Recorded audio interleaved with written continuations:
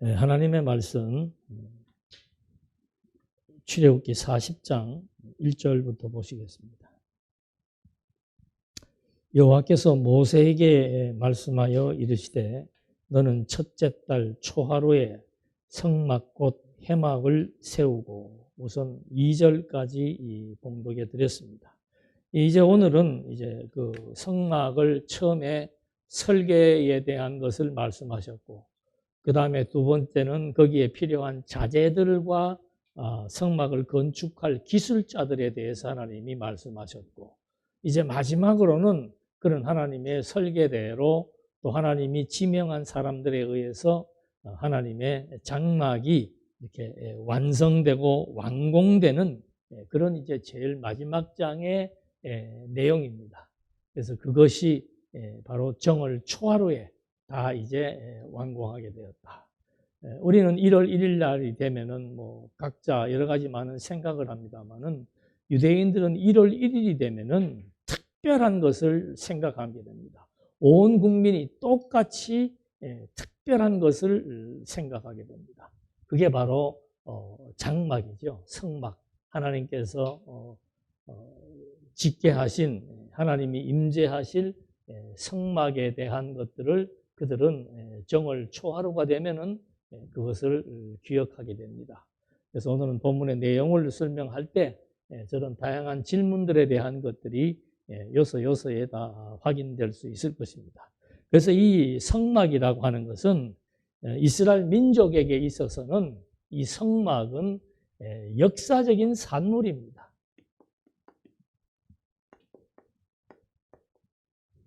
역사적인 산물이라고 하는 것은, 이 역사적 산물이라고 하는 것은 특정한 시대, 그리고 특정한 목적을 가지고 만들어진 그런 물건들을 우리는 역사적 산물이라고 얘기하죠. 그래서 뭐 고대 뭐 그리스도 로마의 신전이라든지 이런 게 이거 다 역사적 산물이에요. 그런데 유대인들에게 있어서 이 역사적 산물이라고 하는 것은 바로 하나님이 지금 완성하게 한 이 성막이 된다는 겁니다. 그래서 이 역사적 산물이라고 하는 것은 반드시 역사성을 가지게 됩니다. 그래서 역사성이라고 하는 것은 과거와 현재와 미래를 연결지어서 이해할 수 있게 하고 분명한 목적을 가지게 하는, 그리고 가치를 가지게 하는 그런 의미가 담겨져 있죠. 그러니까 40장에서 이렇게 하나님의 성막이 이렇게 완성되기까지에는 벌써 이게 지금 세 번째 와서 만들어집니다. 첫 번째 설계, 두 번째는 자재, 세 번째 완성되게 하는 이런 내용들이 이제 출애굽기 내용에 아주 많은 분량을 가지고 소개되고 있었다라고 합니다. 그래서 그 역사성을 살피려면은 먼저 과거로 거슬러 올라가야 됩니다. 이게 현재예요. 지금 출애굽기 40장이 시내산에서 현재 이루어진 역사적 산물로서 완성된 하나님의 성막을 놓고 그것이 어떤 역사적인 배경을 갖고 이것이 이렇게 만들어지게 되었는지를 1차적으로 우리는 확인해 봐야 되죠. 그래서 이 모세가 만드는 그 성막은 이미 이제 아브라함 때부터 시작된다고 볼 수가 있습니다. 그러니까 하나님께서 이 민족들에게 하나님이 성막을 만들게 하신 어떤 그 역사적인 어떤 근거, 원인은 바로 어디에 있는가? 하나님께서 아브라함에게 나라를 세워주겠다라고 하신 약속에 기초한 겁니다. 그래서 그 약속대로 이 백성들이 애굽에 내려와서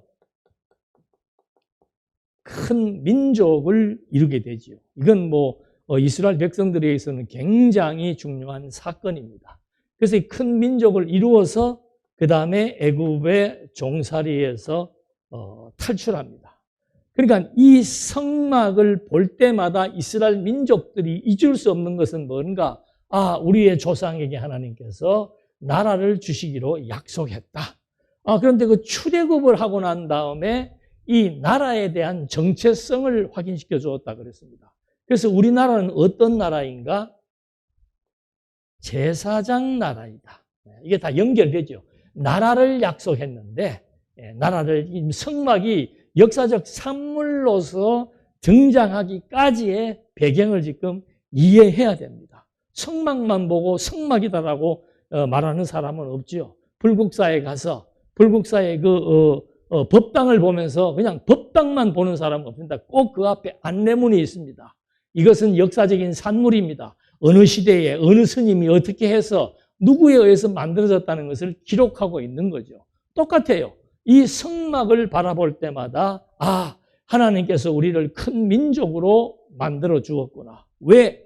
우리 조상 아브라함과 이삭과 야곱과의 약속을 이루시려고. 그 약속을 왜 이루시는가?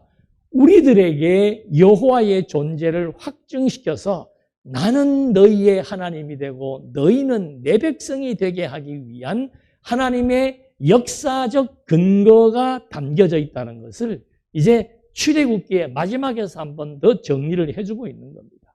그리고 이 제사장 나라의 백성은 거룩한 백성입니다.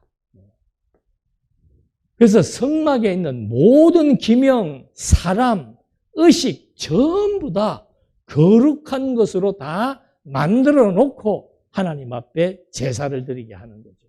그러니까 이 나라의 이 큰 민족은 다른 민족하고 다르다. 하나님의 백성이므로 하나님이 거룩함으로 그들은 거룩한 백성으로 하나님께서 새로운 민족, 새로운 백성의 성격을 가지게 해주겠다. 자, 그리고는 그들에게 주어지는 게 뭔가? 이게 이제 민족, 나라의 정체성이라고 그랬습니다. 이렇게 정체성이 제사장 나라로 딱 규정이 되니까 이들에게 필요한 것이 율법, 그리고 제사를 드리게 되는 성막, 그리고 이 성막에서 제사를 드리게 되는 제도, 규례, 이런 것들이 이제 그 다음에 레위기서에서 주어지지요. 그러니까 성막을까지 완공하는 것은 출애굽기 내용이고 레위기의 내용은 이제 그 성막에서 어떤 방식으로 하나님 앞에 제사를 드릴 것인가, 그게 레위기서의 내용입니다. 자, 이게 지금 성막이 역사적 산물이라고 하는 것을 말해주는 겁니다. 그러니까 역사적 산물이라는 것은 과거, 우리가 오늘 큰 민족을 이루었고 애굽에서 탈출해서 제사장 나라로 규정되어져서 하나님께 제사를 드리게 되는 성막을 짓기까지 과거에 무슨 일이 있었는가, 그걸 잊어버릴 수는 없는 거죠. 그래서 아브라함의 나라를 언약했고 야곱 때 와서 70명의 가족이 애굽으로 이주하게 돼서 그 70명이 지금 큰 민족을 이루게 되었다라고 하는 거. 그 민족이 애굽에 머무를 기간이 딱 확정된 기간에 때가 차니까 그들을 애굽에서 하나님이 해방시켰다.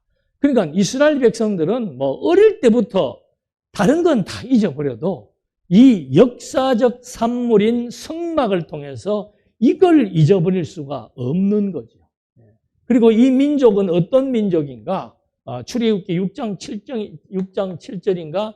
나는 너희의 하나님이 되고 너희는 내 백성이 되게 하신다라고 하는 하나님의 선포죠. 이건 이 백성은 내가 너희의 하나님이다. 그리고 너희는 나의 백성이다. 이게 완전히 유기적인 관계, 일체적 하나님과 이 백성은 하나의 관계라고 하는 것을 여기에서 명시를 해주고 있는 겁니다. 그래서 성막을 바라볼 때 과거 아브라함, 이삭, 야곱으로 전개되는 하나님의 언약을 이제 성막을 통해서 큰 민족을 형성시켜 주었고 출애굽하게 해서 제사장 나라로 규정시켜 주었다는 역사적 사실을 이들로 하여금 이제 성막을 통해서 기억나게 하고 성막에서 드리는 제사를 통해서 하나님의 백성이라는 사실을 확증시켜 주는 거죠.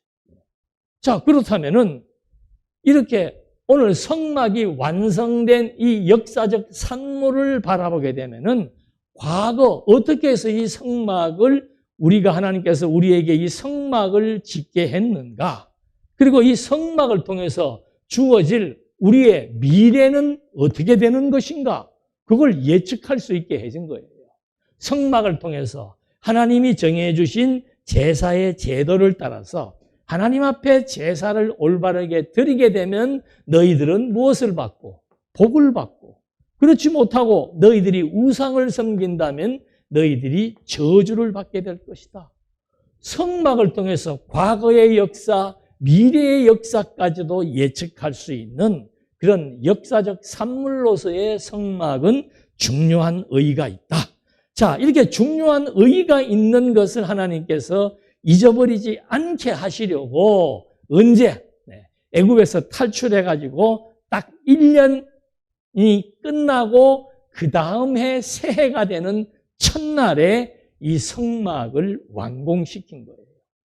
그러면 유대인들에게 아까도 말씀드렸습니다마는 1월 1일이라고 하는 것은 무슨 의미가 있는가? 그들에게 1월 1일은 아주 중요한 의미가 있는 날입니다. 바로 출애굽한, 애굽에서 탈출하게 된 그 6월절의 절기를 지키는 그것이 1월 1일이에요. 그러니까 이스라엘 민족이 애굽에서 해방되고 제사장 나라로 규정이 되어서 하나님께 제사를 드릴 수 있는 성막을 완공했다. 이것도 같은 날이라고 하는 것을 하나님께서 딱 명시를 해주는 거죠. 정월 초하루가 되면은 너희는 출애굽의 사건을 잊어서는 안 된다. 여러분, 출애굽기에서 그 율법을 주실 때도 하나님이 무엇을 잊어버리면 안 된다 그랬습니까? 20장 2절. 너희를 애굽의 종살이에서 해방시켜 주신 하나님은 여호와라고 하는 사실을 잊어버려서는 안 된다. 자, 성막을 완공한 그 날이 1월 1일인데 그날은 바로 우리가 애굽에서 해방된 날이라고 하는 사실을 다시 한 번 더 상기시켜 준다는 것. 그래서 이렇게 하나님께서 이들에게 이러한 이제 의미를 가지고 역사적 산물인 성막의 날짜까지도 의미를 부여해서 이들에게 성막을 완공하게 했다. 그래서 이 성막은 이스라엘 백성들에게는 역사적인 전환점이에요. 애굽의 노예 생활에서 하나님의 백성으로 자유인이 되어서 하나님의 백성, 제사장 나라로서 거듭나는 역사의 전환점이 되는 사건이 바로 뭔가? 출애굽의 사건이다. 그래서 이들은 이걸 잊을 수가 없는 거죠. 그래서 성경에 보면 성막이라고 하는 것은 제사의식과 관련된 종교적인 성격을 가지고 있습니다. 그 다음에 장막이라고 하는 것은 건축 양식이에요. 장막이라고 하는 것은 어떤 양식으로 건축을 했는가. 그래서 여기는 전부 천막, 가죽 이런 걸로 이제 짓게 되죠. 외부를. 그래서 장막 성전이라고 얘기를 하는 것이고, 그 다음에 마지막에 회막이라고 하기도 합니다. 회막이라고 하는 것은 뭔가 모임이나 집회와 관련된 정치적인 성격을 부여하고 있는 겁니다. 그러니까 이름들이 가지고 있는 것도 성막은 종교적인 성격, 장막은 건축의 성격, 건축에 의한 건축적인 성격, 그 다음에 회막은 모임이나 집회를 의미하는 정치적인, 사회적인 그런 의미를 부여하고 있다. 그래서 여러분, 이거는 혼돈하지 말고 다 같은 얘기예요. 그러니까 그렇게 이해를 하시고, 그 다음에 3절로부터 8절까지에는 이제 그 기물들에 대한 위치를 하나님께서 설계해 놓은 그대로 다 배정하고 배치하는 그런 내용들이 이제 3절로부터 8절에 나오고, 그 다음에 그렇게 배치하고 배정해 놓은 그 성물들에게 하나님께서 전부 기름을 다 발라라. 전부 다 기름을, 뭐 제단이든 뭐 향단이든 모든 것에다 기름을 발라서 어떻게 해라? 모든 기명을 거룩하게 해라. 그래서 이 성막에 대한 그 어떤 중요한 성격은 어디에 있는가 하면은 거룩성에 있습니다. 거룩성. 그래서 이제 보면은 기명도 거룩하게 하고 제사장도 거룩하게 하고 제사 드리는 제도, 규례, 의식 이런 것도 전부 다 이방 민족과 구별되는 거룩성을 부여하는 것이 이제 이런 그 기명으로부터 그 다음에 사람에게까지 나옵니다. 그래서 11장까지에서는 이렇게 기름을 부어서 기명을 거룩하게 하라는 얘기가 나오고, 그 다음에 12절에는 제사장을 거룩하게 하는데 한번 보십시다. 너는 또 아론과 그의 아들들을 회막 문으로 데려가서 물로 씻기고 거룩한 옷을 입히고 기름을 부어 그가 내게 제사장의 직분을 행하게 해라. 물, 그 다음에 거룩한 옷, 세 번째 기름. 그렇게 해서 뭘 행하라? 제사장의 직분을 행하라. 그러니까 제사장의 직분을 행하려면은 거룩하게 해야 되는데, 이 제사장을 거룩하게 하는 방법은 세 가지예요. 물과 옷과 그 다음에 기름을 통해서 거룩하게 하는 거죠. 그러니까 뭐 하나님의 이 성막은 성막 자체가 거룩이에요. 왜? 성막은 거룩하신 하나님이 임재하시는 곳이기 때문에 성막에서 행해지는 모든 행위, 모든 물건들은 전부 거룩한 성물, 성구라고 하나님께서 규정을 해 주시는 거죠.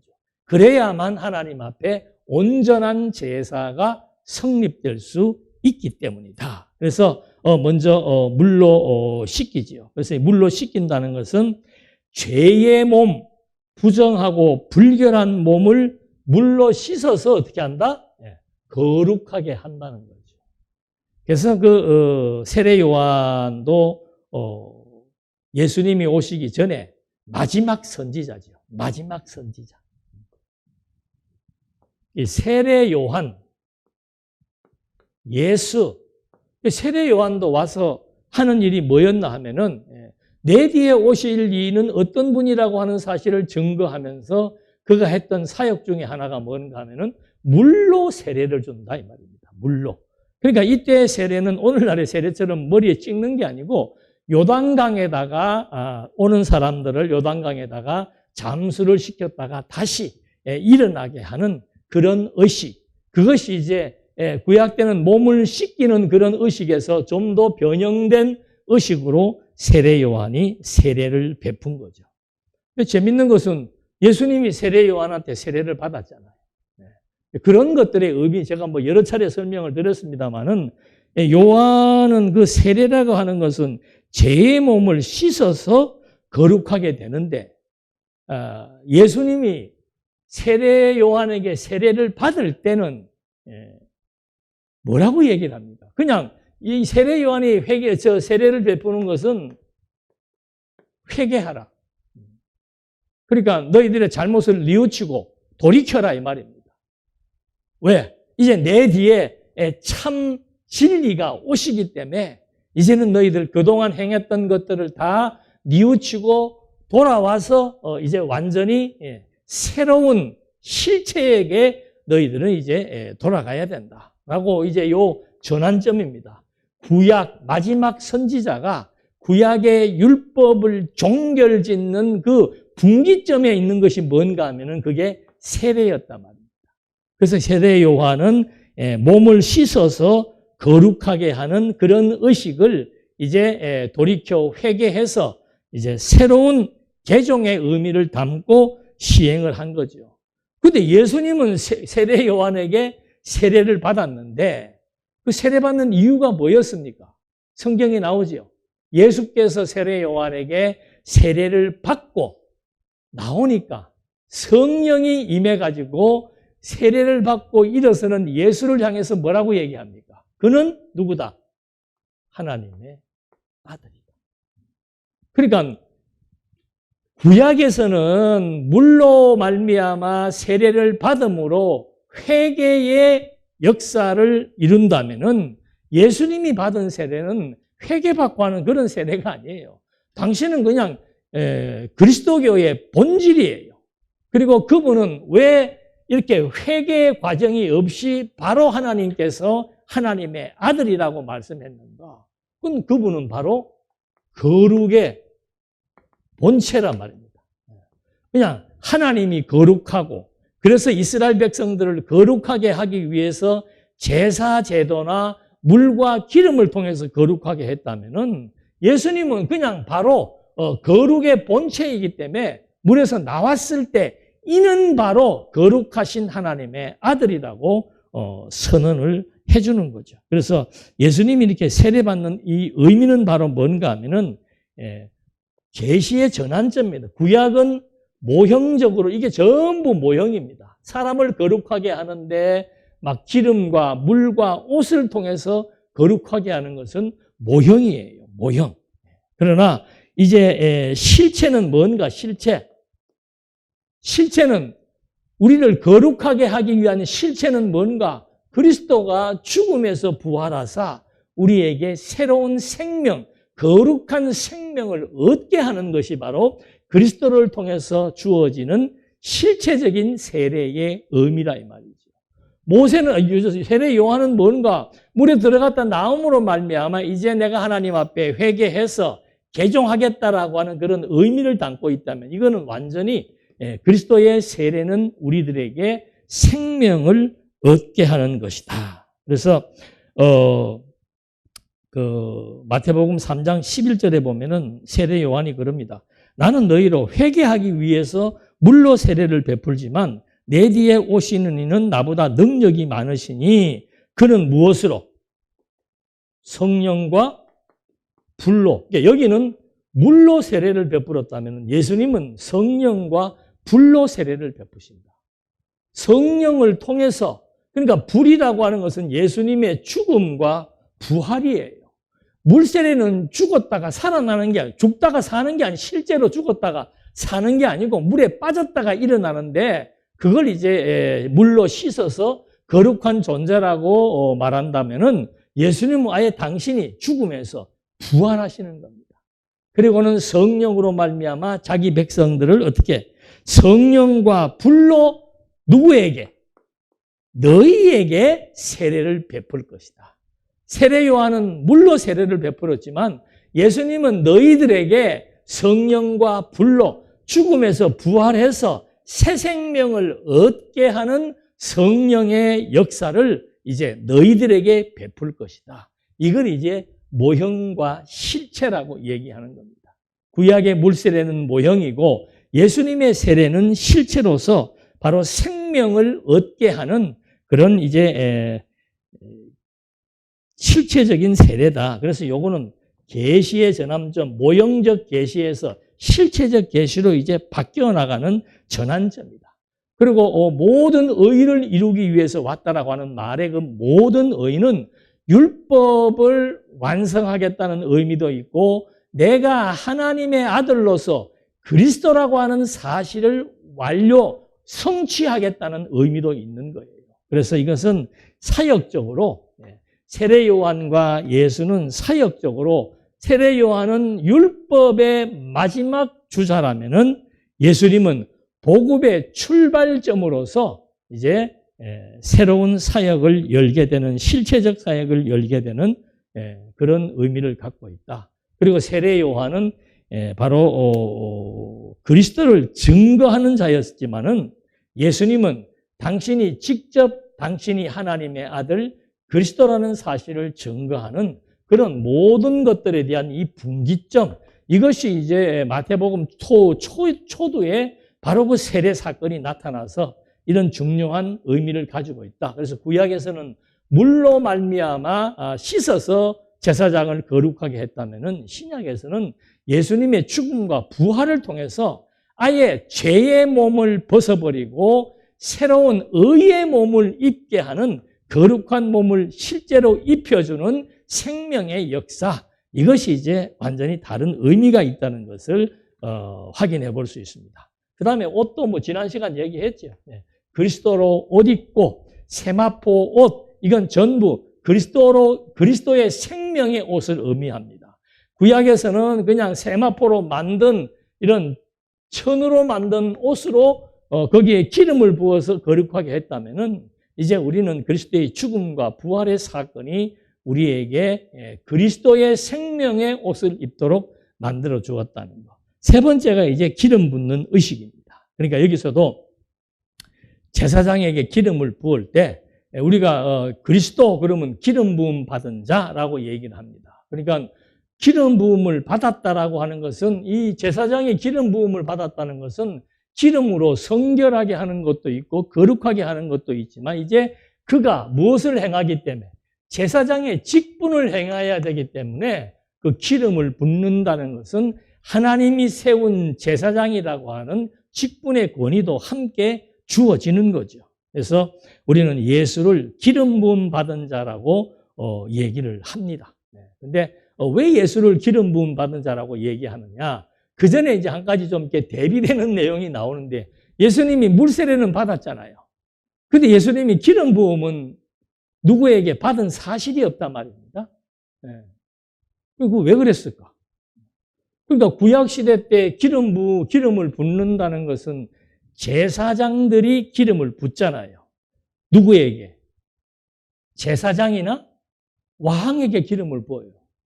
근데 예수님은 레위 지파가 아니기 때문에 그 기름 붓는 데서 제외될 수도 있고, 예수님은 우리는 왕으로 알지만 유대의 그 당시의 정치 지도자들, 대제사장, 제사장, 그런 그 총회에 있는 종교 지도자들은 한 사람도 예수를 유대인의 왕이라고 인정한 사람은 한 사람도 없습니다.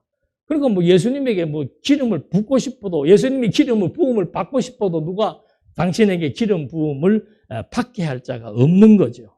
그래서 이 제사장의 권위를 구약시대에는 사람으로부터 주어지게 했다면은 이제 예수님은 사람으로부터 그 권위를 부여받는 게 아니고 누가? 성령과 하나님이 권위를 붓는다. 그래서 누가복음 4장 18절에 보면은 주의 성령이 내게 임하셨으니 내게 기름을 부으시고, 예수님이 사역을 하기 전에 주의 성령이 예수님에게 임해서 뭘 부었다? 기름을 부었다. 왜? 기름 부음 받은 직분을 감당하게 하기 위해서. 그리고 이제 또 보면은 예수님에게 기름을 붓는 게 두 번째가 하나님이 기름을 부었다고 했습니다. 그건 사도행전 4장 27절. 헤롯과 본디오 빌라도가 예수 믿는 사람들을 막 학대하고 하고 있을 때 사도가 나타나서 하는 말이 너희는 하나님께서 기름 부으신 거룩한 종 예수를 거슬려서 너희들이 그들을 죽게 했다라고 하는 내용이 나옵니다. 그러니까 인간으로부터 주어지는 권위는 모형적인 기름 붓는 권위라면은 그리스도에게 주어지는 기름 부음 받은 자인 그리스도에게 주어지는 권위는 신적인 권위입니다. 성령과 하나님이 직접 기름을 부어서 그는 기름을 부어서 시행할 수 있는 그런 직분을 다 성취할 수 있는 자다. 그래서 마태복음 1장 1절에도 나오는 얘기가 뭔가 하면은 예수 그리스도의 계보가 나오는 겁니다. 그러니까 예수 그리스도의 계보는 예수가 누구라는 얘기예요? 왕의 계보다. 다시 말해서 구약에서 왕에게 기름을 부은 것처럼 예수님은 진정한 왕으로 오셨다. 그걸 당신의 족보를 통해서 알려주고 있는 거죠. 베드로도 16장 16절에서 사람들이 나를 누구로 하냐고 하느냐고 정체성을 물었을 때 주는 누구라는 거예요? 그리스도라는 거예요. 기름 부음 받은 자다. 그래서 구약에서 기름을 붓는 것은 거룩한 의식을 행하는 것도 있고 두 번째는 직분의 권위를 부여하는 것도 있는데 구약에서 기름 붓는 직분은 선지자, 왕, 제사장이지요. 그래서 그 누가복음에서는 바로 그 대제사장임을 얘기해 주고 있습니다. 물론 마태복음에서는 선지자, 왕, 제사장의 직무를 다 완성한 내용이 나옵니다만은 누가복음 2장 11절에는 구주가 나셨다고 그래요. 구세주예요. 구세주가 나타났는데 누구다? 곧 그리스도다. 구세주가 나타났는데 기름 부음 받은 자가 오셨다는 거죠. 그래서 그 구세주라고 하는 것은 죄와 사망으로부터 속량할 제사장의 대제사장의 직분을 감당하실 그리스도가 왔다는 거. 마태는 왕으로서의 기름 부음 받은 그리스도가 왔다는 거. 그리고 요한복음에서는 기록 목적에서 밝힙니다. 바로 이것을 기록하는 것은 예수께서 하나님의 아들 그리스도이심을 믿게 하기 위함이다. 그리고 생명을 얻게 하기 위함이다. 그래서 이 그리스도라는 말은 마지막 요한계시록 1장 1절에서도 마태복음 신약의 1장 1절에서 아브라함과 다윗의 자손 예수 그리스도의 세계 족보를 거명했다면은 요한계시록 마지막 장 1장, 요한계시록의 1장 1절에도 예수 그리스도의 계시라고 말하고 있습니다. 요한계시록이 뭔가? 기름 부음 받은 참 선지자, 참 왕, 참 제사장으로서의 권위를 갖고 계신 그 그리스도에 대해서, 하나님의 아들 그리스도에 대해서 이제 밝혀지는 계시의 내용이 요한계시록이라고 말을 하고 있는 겁니다. 그래서 이 모형과 실체라고 하는 것은 하나님께서 이 성막에서 봉사하는 제사장을 물과 옷과 기름을 통해서 거룩하게 구별한, 이것은 장차 영원한 제사장, 영원한 왕, 영원한 선지자로 오셔서 그 직분을 완전히 다 성취하실 그리스도 사역에 대한 모형이라는 사실도 우리가 확인해 볼 수 있습니다. 그리고 이제 이렇게 모든 성막과 거기에 있는 모든 기명과 그리고 제사장을 다 거룩하게 해놓고 난 다음에 봉헌식을 집행하는 거죠. 봉헌이라고 하는 것은 경외하는 마음으로 드린다는 거예요. 그러니까 이 성막을 하나님께 경외하는 마음으로, 하나님의 집이니까 하나님이 설계해서 하나님이 준비해서 하나님의 집계한 하나님의 집이니까 이제 거룩한 마음, 경외하는 마음으로 하나님 앞에 드리는 예식을 집행하는 것이 17절로 33절에 나온다 이 말입니다. 근데 거기에서도 17절에 보면은 둘째 해 첫째 달 곧 그 달 초하루에 성막을 세웁니다. 또 나오죠. 예. 그러니까 이 성막이 가지고 있는 역사적 의미를 또 한 번, 두 번째 여기에서 봉헌식 할 때, 처음에 다 만들었을 때 첫째 날 정월 초하루라고 명시했고, 이제 하나님 앞에 드리는 의식을 행할 때도 1월 1일을 다시 한번 명시하는 이유는 뭔가? 이 성막이 가지고 있는 역사성, 과거와 현재와 미래의 이스라엘 민족이 어떤 정체성을 가지고 어떻게 살아야 되는지를 기억나게 해주는 가장 중요한 사건, 바로 출애굽의 사건이라는 거죠. 그걸 백성들에게 한번 성막을 통해서, 성막을 완공할 때, 하나님 앞에 봉헌할 때 똑같이 그 내용들이 소개되고 있습니다. 그 다음에 이제 17절로 33절까지의 내용을 보게 되면은 계속해서 21절에도 보면은 여호와께서 모세에게 명령하신 대로 되었다. 그 성막이. 그 다음에 32절에도 여호와께서 모세에게 명령하신 대로 되니라. 33절에 그는 또 성막과 제단 주위에 뜰에 포장을 치고 뜰문에 휘장을 다니라. 마지막 마무리하는 겁니다. 모세가 이같이 역사를 마쳤다라고 얘기를 하는 거죠. 그러니까 이 성막이, 그 다음에 성막은 중요한 것이 거룩성. 성막은 거룩성. 그 다음에 성막이 가지고 있는 상징적 의미는 뭔가? 출애굽의 사건. 그래서 이거를 1월 1일로 하나님이 완공일을 규정해 놓은 겁니다. 그 다음에 세 번째는 뭔가? 하나님의 멋대로, 명령대로 되었다. 하나님의 명령대로 되었다는 것은 바로 하나님의 질서를 의미하는 겁니다. 다시 말하면 하나님의 설계대로 하나님이 모든 것을 준비해서 하나님이 지명한 사람들로 하여금 짓게 했다라고 하는 것. 그래서 하나님의 명령대로 했다라고 하는 것은 하나님의 질서를 이 성막을 통해서 다시 한 번 더 확립시켜 주는 거죠. 그러니까 성막을 바라보게 되면은 하나님의 질서는 뭔가? 하나님의 설계, 하나님의 지명한 기술자, 하나님이 모든 것들을 기명을 거룩하게 해놓는 이런 것들이 전부 하나님의 명령대로 다 이루어졌다는 거죠. 그래서 이 성막을 통해서 볼 때는 이스라엘 백성들은 모든 만사가 무엇대로 하나님의 질서라는 것은 하나님의 계획대로, 출애굽의 역사도 하나님의 계획대로, 성막의 완공도 하나님의 계획대로, 이스라엘 백성들의 장래도 하나님의 계획대로, 이것을 성막을 통해서 백성들에게 각인시켜주기 위해서 성막은 하나님의 명령대로, 하나님이 모세에게 명령한 그대로 성막이 완공되었다. 언제? 출애굽한 날에 성막이 완공되었다. 그래서 그 성막을 하나님께서 여러 가지 의식을 통해서 거룩한 성막으로 하나님께서 만들어 놓게 섭리를 하신 겁니다. 자, 이렇게 성막을 완공시키고 거룩하게 해놓고 그 성막이 하나님의 질서대로, 하나님의 계획대로 이루어졌다는 사실을 마무리해주고 난 다음에 이제 무슨 일이 있는가? 그 성막 위에 뭐가 덮여요? 이게 성막이라면 이 위에 구름이 덮이는 겁니다. 이건 무슨 뜻이에요? 이 성막은 하나님의 집입니다.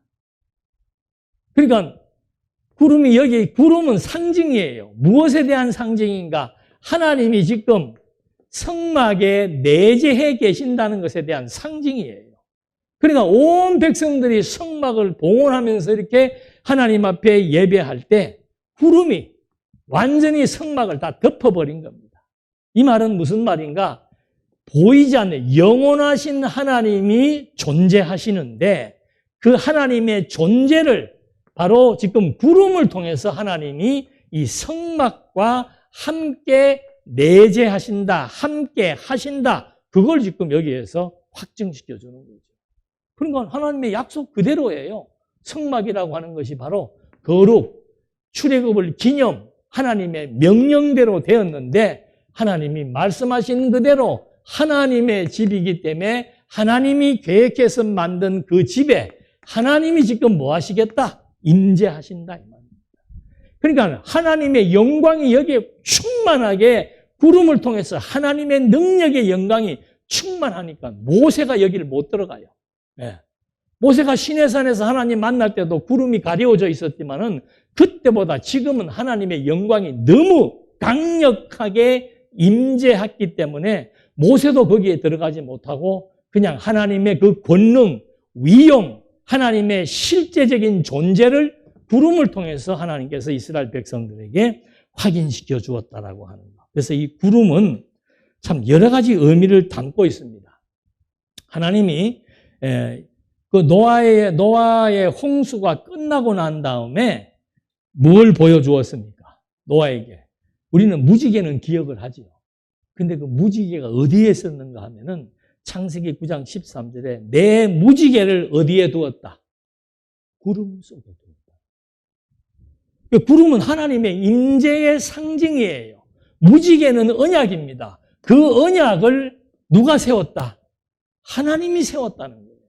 구름을 통해서 하나님이 노아에게 언약을 세웠는데 이것이 나와 세상 사이의 언약의 증거라고 얘기하고 있는 거죠. 구름은 하나님의 임재인데 때로는 언약의 증표로서의 의미를 가지기도 하고 출애굽기 13장 21절에는 이스라엘 백성들을 해방시키려고 할 때 낮에는 구름 기둥으로 또 그들의 길을 인도했다고 얘기합니다. 구름이라고 하는 것은 하나님의 언약의 증거도 나타내고 구름은 하나님이 임재해서 백성들을 인도한다는 것도 나타내고 있고 그 다음에 이 구름을 통해서 출애굽기 19장 9절에 보면은 여호와께서 모세에게 이르시되 내가 빽빽한 구름 가운데서 내게 임함은 그냥 구름이 아니에요. 무슨 구름?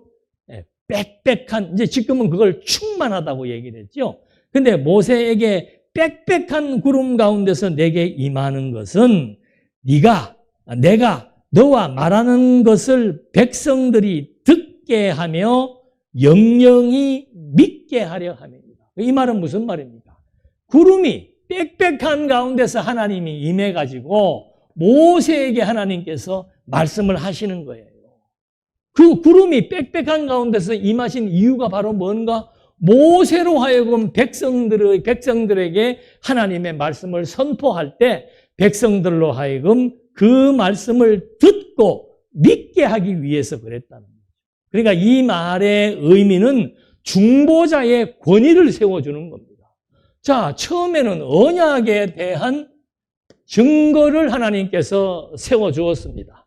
그 다음에 두 번째는 구름 기둥을 통해서 백성들을 인도할 때 하나님께서 구름을 통해서 임재하고, 그 다음에 지금은 또 뭔가 하면 모세의 권위, 중보자 모세의 권위를 세워주기 위해서 모세의 권위가 있어야 백성들이 말을 듣고 믿을 거 아닙니까? 그래서 백성들로 하여금 빽빽한 구름을 통해서 모세에게 말씀하시는 것을 보여주어서 이렇게 믿음을 갖게 했고, 또 구름이라는 것이 출애굽할 때 홍해바다에서 애굽 사람들에게는 진짜 또 거기에는 막 검은 구름이 임재하게 해서 애굽을 심판하게 하는 그런 기능도 가지고 있죠.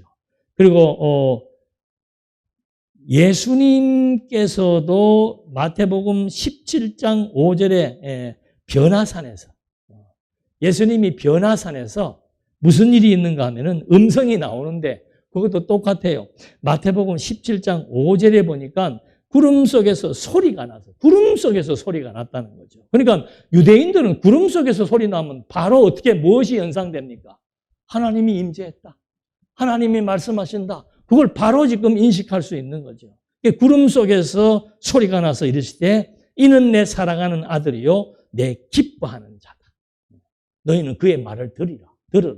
바로 그리스도에 대한 정체성을 구름 속에서 하나님이 인정을 해주는 내용들이 이제 예수 시대에도 나타났고, 마지막 재림할 때 마지막 보면은 마가복음 14장 62절에 보면 인자가 이 땅에 오실 때 어떻게 온다 그랬어요?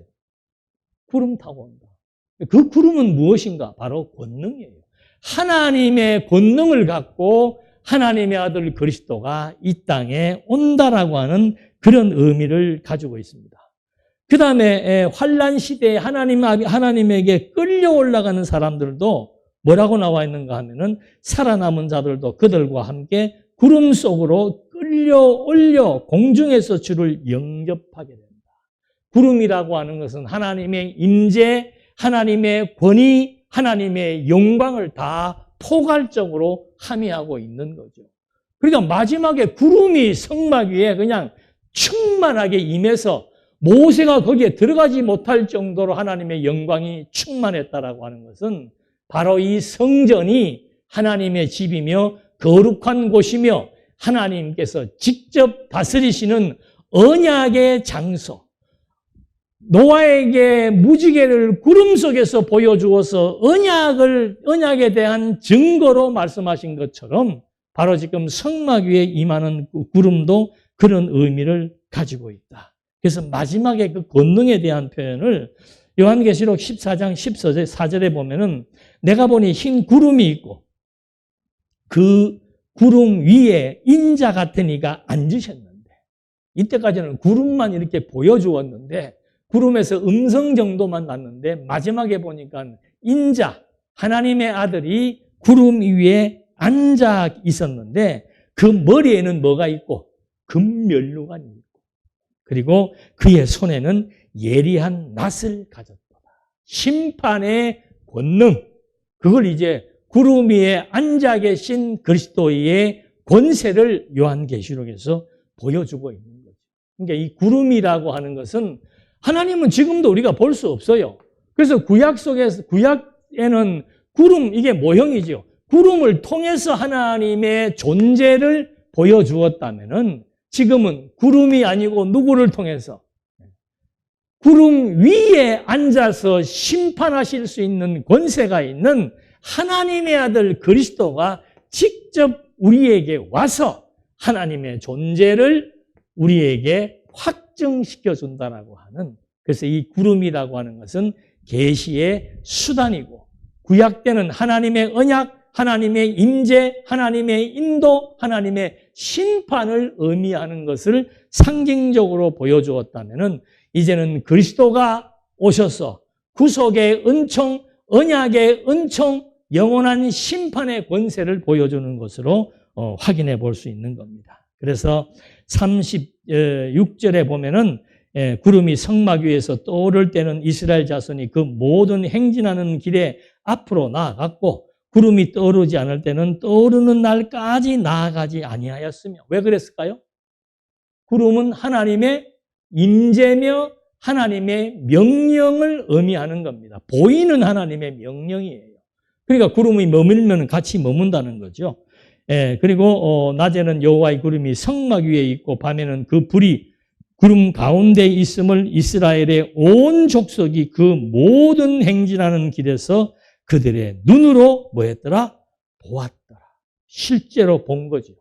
구름에 임재하신 하나님의 영광. 그래서 기독교라고 하는 것은 정말 유대교에서도 하나님의 존재가 이스라엘 백성들에게 큰 민족, 역사적 산물 처음에 설명했죠. 큰 민족, 그리고 애굽에서의 해방, 그 다음에 민족의 정체성, 이것을 확립해주고 그 민족의 정체성을 날마다 확인할 수 있는 장소, 그게 바로 성막을 하나님께서 만드셔서 성막 위에, 성막 안에 임재하시면서 이스라엘 백성과 함께 해서 이스라엘 백성들을 인도하셨던 것처럼 이제 죽음에서 부활하신 생명 성전으로 오신 그리스도는 바로 우리에게 새 생명을 주어서 우리의 생명이 그리스도와 지체적인 관계로 하나가 되게 해서 세상 끝날까지 함께 하시며 인도하실 것에 대한 예표로서의 모형적인 역사, 이것이 성막을 통해서 드러난 역사적 산물이 그리스도의 생명 성전을 통해서 오늘 우리가